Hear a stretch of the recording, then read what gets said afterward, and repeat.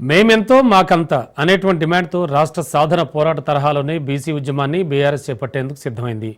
BC రిజర్వేషన్ల సాధనకే BRS పోరుబాటుకు సిద్ధమవుతోంది. స్థానిక సంస్థలతో పాటు విద్యా ఉద్యోగ రంగాల్లో బీసీలకు 42% రిజర్వేషన్లు అమలు చేయాలంటూ డిమాండ్ చేస్తోంది.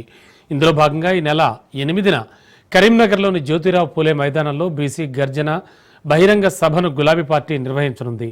కరీంనగర్ బీఆర్ఎస్కు సెంటిమెంట్ కావడంతో రాష్ట్ర సాధన పోరాట తరహాలోనే బీసీ ఉద్యమాన్ని ముందుకు తీసుకెళ్లి 42% రిజర్వేషన్లు సాధించుకుంటామనంటున్నారు గులాబీ పార్టీ నేతలు.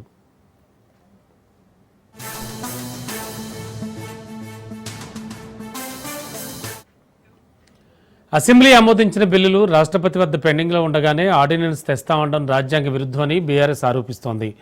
పలుమార్లు ఢిల్లీకి వెళ్లిన సీఎం రేవంత్ రెడ్డి ఏనాడు రాష్ట్రపతి పార్లమెంట్లో ఆమోదించే విధంగా ఒత్తిడి తేలేదని విమర్శిస్తోంది. రేవంత్ ట్రాప్లో పడ్డ కాంగ్రెస్ హైకమాండ్ బీసీలకు అన్యాయం చేస్తోందని ఆరోపిస్తోంది.